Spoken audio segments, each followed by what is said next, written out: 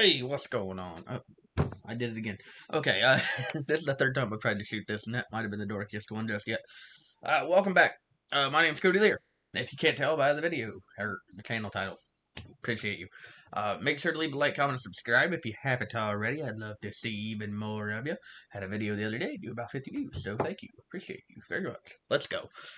Okay, so what are we doing today?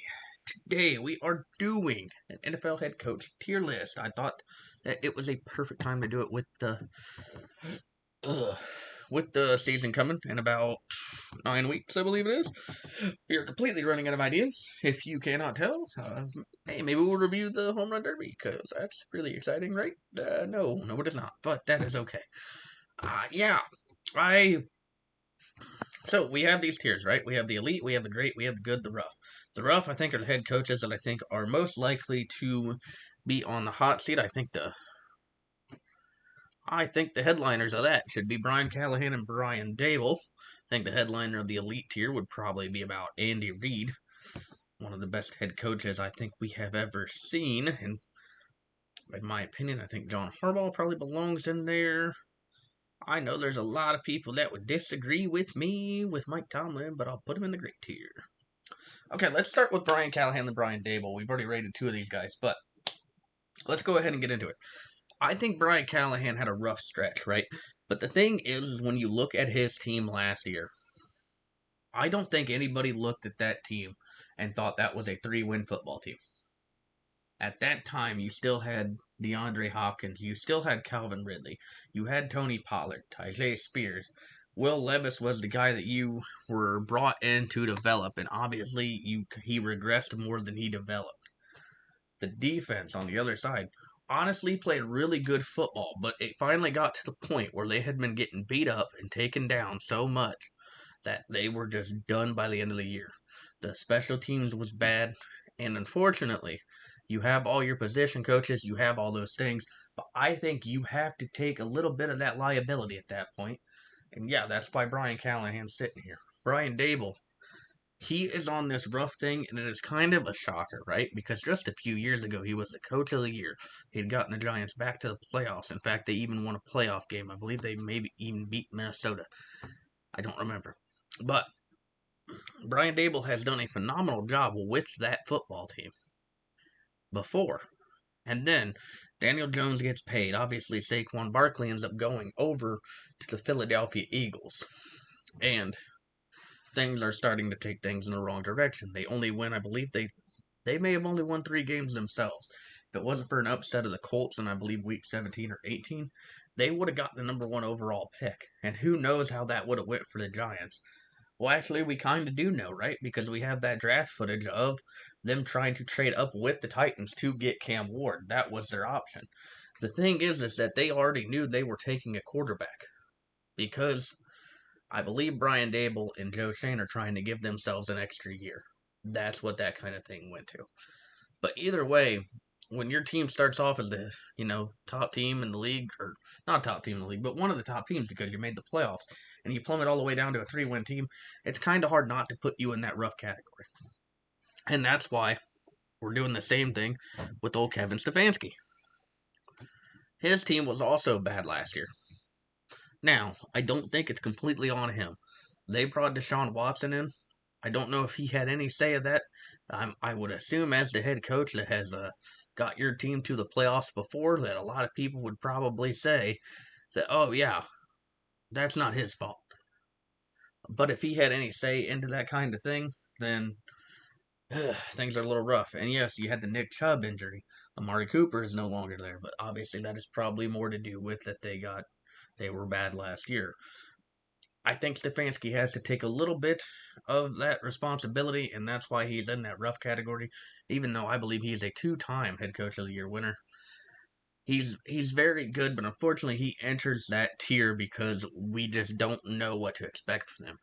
Andy Reid, there's not a lot of things I have to talk about here. The guy is a Super Bowl champion, a multiple-time Super Bowl champion, has been a very phenomenal coach for a long time at this point. Andy Reid belongs in that elite tier. John Harbaugh, people could argue with me, and I completely understand, but his team is always one of the most exciting teams to watch. They are one of those teams that is always there competing for top seeds and stuff like that. In comparison to his counterpart, Mike Tomlin. Mike Tomlin hasn't had a losing season, but Mike Tomlin's teams are always in that 10-7, 9-8, 8-8 kind of ballpark lately, which is why he got knocked down to the great tier. If his team gets to the second or even the conference championship again, I put Mike Tomlin right in that elite tier. But unfortunately, things have just taken a step in the wrong direction for him. Even though I expect his team to be okay this year, I honestly could even see them going to the playoffs, to be fair. But now, in the too early to tell category, I think it's got to be Ben Johnson. Aaron Glenn, shoddy. It's not fair to rate him just yet off of a team that he has no real say so into. Where is the other guy? I know there's a fifth one. Kellen Moore. There he is. Found you. I'm going to go ahead and put Jim Harbaugh in that great tier. I know it was just 1 year in LA, but he did a phenomenal job over there in San Fran as well.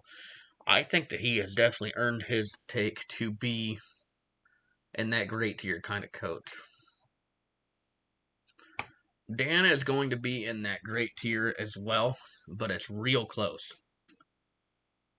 Because he has definitely put some really good teams onto the field. And I think this year is kind of the prove it, right? Because Ben Johnson's gone, Aaron Glenn's gone. Even though you could argue that his defense really was never been that phenomenal over there in Detroit, so Aaron Glenn's thing might be a little bit different now that they finally have a new defensive coordinator. These guys are getting a little bit of room to grow. I think without injuries, that team maybe even be competing in the Super Bowl last year. And yeah, I think that's kind of a crazy thing to say, but I think that absolutely belongs there. Kevin O'Connell, I think at this point we have to put him in the great tier. Same with DeMeco Ryans. These guys have just been absolutely insane their first few years. Their teams are doing really, really well. Sirianni, I will put you into the elite tier because your teams have been very great over the last few years. When you lost your coordinators, it only took you a couple years to get right back to that promised land, and now you are a Super Bowl champion. I think for now you are in that elite tier. Vrabel, I believe you are a good coach because I got to watch you as a Titans fan. Problem with that is I think he has to take some of the responsibility for things going downhill there. I know John Robinson didn't help with the A.J. Brown trade. But man, that defense was regressing every single year. And yeah, I know he's not the one putting the roster together. And maybe he'll, show up and show out in New England and I'll have to shut out just a little bit. But yeah, no, I think putting him in that good tier is fine. And honestly, I'm gonna put Kyle Shanahan there for now. The first time I did this video, I was kind of like trying to put a hot seat tier in here. I think Kyle Shanahan is just good. Now I understand that his teams have been into the Super Bowl twice in the last few years, but after that they just go right back downhill. So for now, I think it's fair to say that Kyle Shanahan is just in that good spot right now. Sean McVay, I think after what we just saw last year with how young that team is, I think that he absolutely is in that elite tier. If there's an argument there, I completely understand, but I don't believe so. Now, I think that's going to be it for our elite tier because I can't think of a coach right off the top of my head that I'm absolutely in love with other than that. Rough head coaches. Are there any more rough head coaches? I think Shane Steichen might be a little bit rough, and that might have something to do with locker room culture. That's not really all on him, but I guess we will kind of see, right? His offenses have been okay, but I really think his bread and butter has been his defensive side of the ball, and he honestly isn't really in control of that. Richardson's development isn't looking good. He's in that tier that I think that you have to talk about, maybe a hot seat. Yeah, Steichen's on that borderline of good and rough for me, honestly. So, but we'll lock him in there. I think that's fair. Sean Payton is a great head coach. I could even argue elite, but I think I'm gonna lock in at great. Dave Canales, I need another year of what you just did last year, but for now, I think you're a good coach. The same goes with Mike Macdonald. I think you guys have definitely made your teams take the steps in the right direction, so you guys definitely belong in that little tier here in the good tier. I think it's only fair we do the same with Dan, but put him a little bit higher than the rest of these guys. Because this man has been to the Super Bowl, but then his team took a little bit of a nosedive. This man has put really good teams on the field. Teams have taken a nosedive. So we will see how the Commanders do this year, but for now, that's one of them coaches that I would even go, well, you could be in any of these tiers. Right now, I think Dan Quinn's in that thing, and I think we could really ballpark with that. Matt LaFleur, for now, you're in that great tier. You have put a very consistently good team on the field. Same goes with Sean McDermott. And I think Pete Carroll belongs there because even his last year, that team wasn't completely awful. The Packers are always a team competing. I I gave them fourth in my predictions the other day. I feel crazy for doing that, but I guess we will see. Yeah, I don't know how I feel about that. Sean McDermott, I don't like him actually. Let's put him in the good tier. Yeah, I think he deserves to go down. And the issue with that is right. I don't think he's an awful coach. I don't think he's a bad coach. And his team consistently wins. His team is doing very good. Obviously, when he got there and Brian Daboll was the offensive coordinator, Josh Allen finally took off. My thing with Sean McDermott is when the same thing gets repeated every single year, the guy that isn't being blamed enough is the head coach there. I don't think he should be let go. Keep in mind that.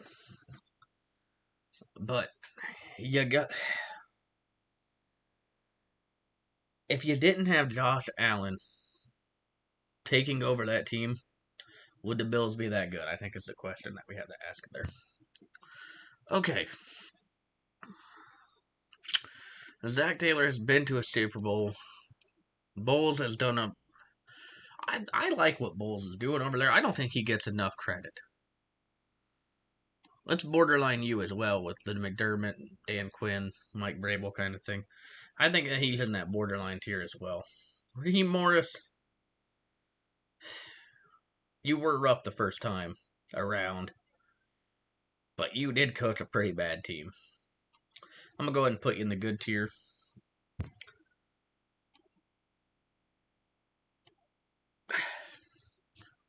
Man, that's tough, right? Because he deals with injuries every year. No, we'll put the rest of these guys in the good tier. Jonathan Gannon. This is the guy that I think could even be in this ballpark. But I don't have any proof of that, right? Arizona is so weird. Nobody ever really talks about him anymore. They're kind of like the Titans, right? Nobody ever really talks about him anymore. But I think I even maybe gave him close to a wild card spot. So maybe I'm just going crazy there.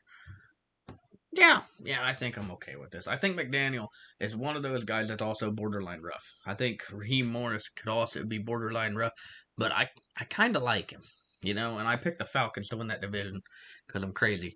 But either way, I think that's what I'm going to go with. I think that's what I'm going to go with. And I'm going to lock it in. Yeah, let's lock it in. That is our 2025 NFL head coach tier list. My name is Cody Lear, if you can't tell by the channel. If you give me a minute, I will love you for life. I appreciate you for being here with me. Thank you so very much. I hope to see you on the next video, and I'll see you all on the next one.